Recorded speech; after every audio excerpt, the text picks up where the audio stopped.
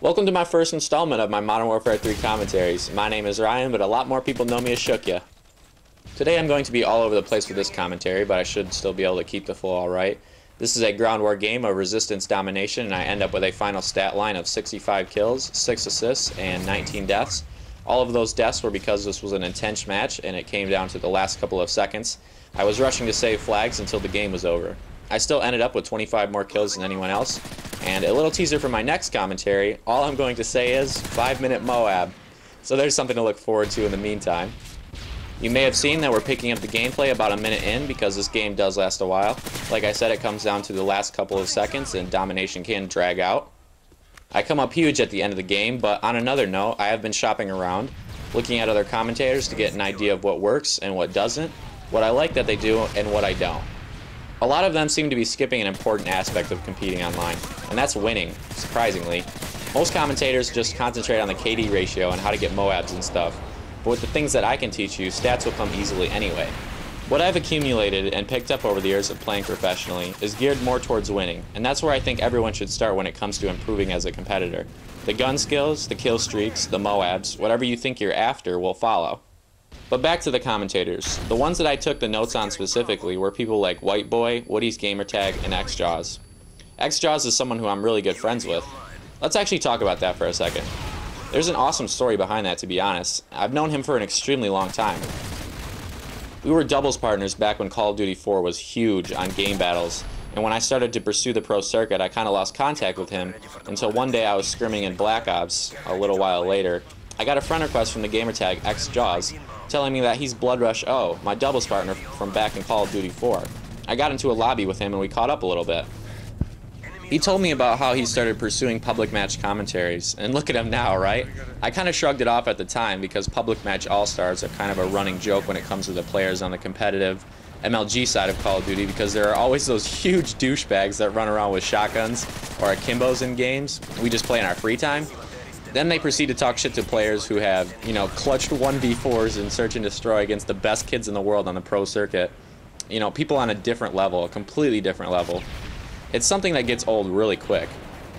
But I don't like to put every kid from public matches into that category. There are a lot of super chill people that I've met throughout all of these games that are extremely talented with a pair of joysticks but don't play competitively. And that's where I try to target these commentaries. People who have a love for winning and want to get better, but are also the people who can enjoy every game they play.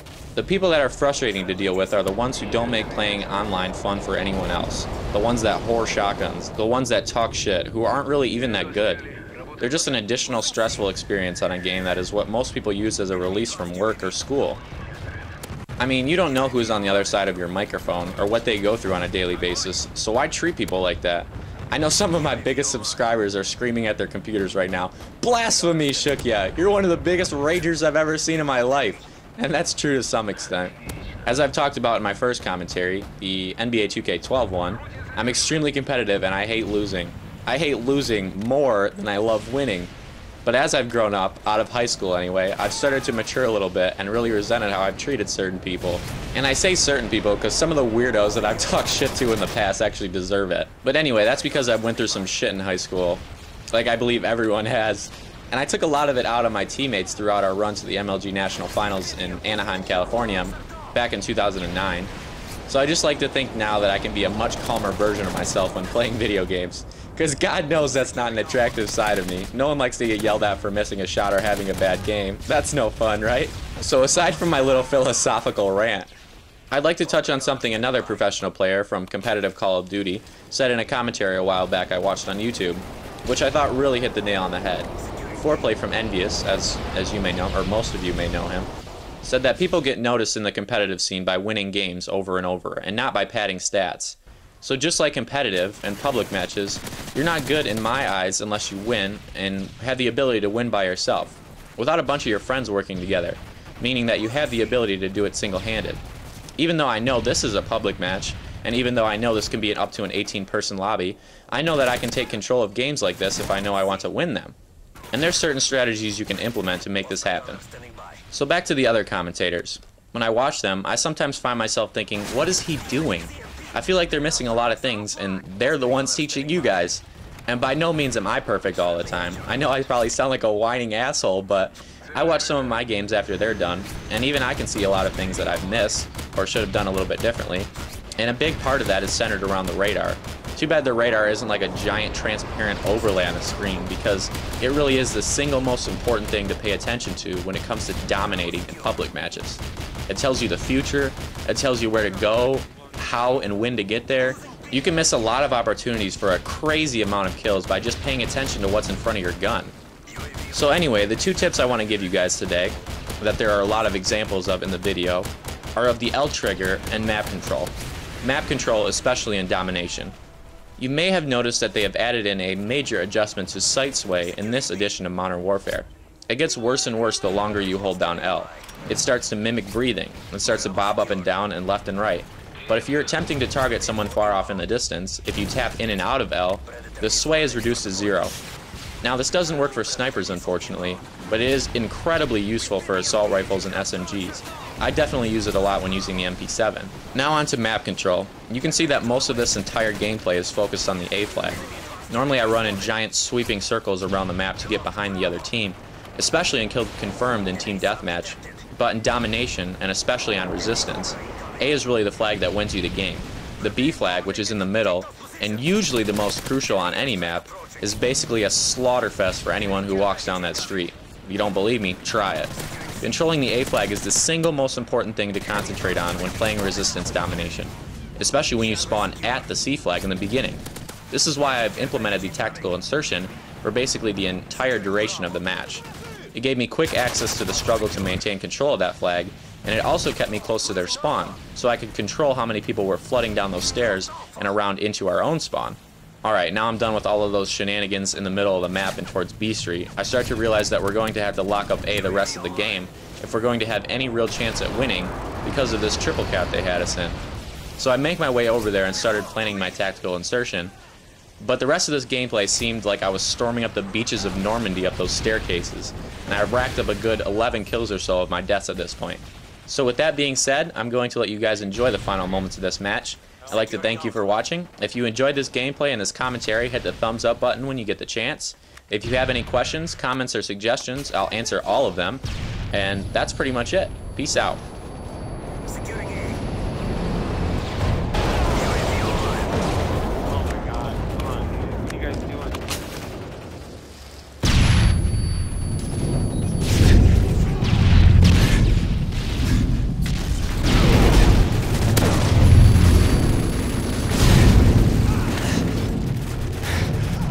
Airstrike approaching. Securing A. We're taking a beating. Enemy SAM detected. We're being dominated. Take those positions.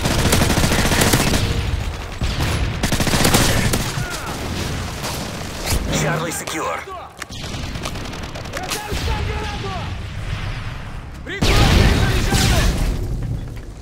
Securing A.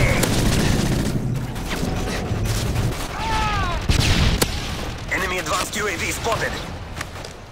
Securing Alpha. Enemy advanced UAV spotted. The enemy is EMP'd. Their electronics are offline. Enemy care package incoming. Securing Bravo. Alpha secure. Care package on the way. Losing Alpha! You guys aren't. Losing A!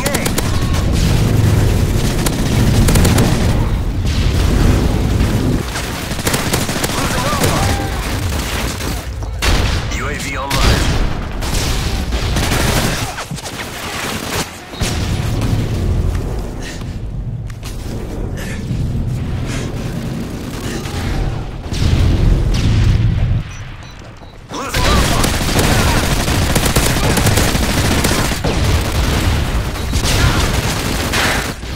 God, get out of my way, dude. Stop. We've been EMP'd! Electronics are down! We lost A! Enemy SAM detected. Oh my God. Securing Alpha.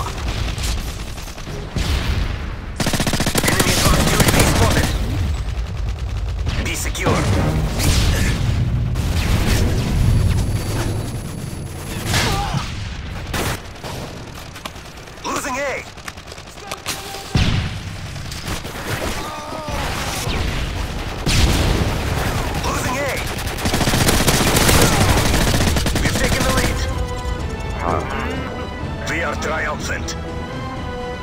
Yeah. Everything else.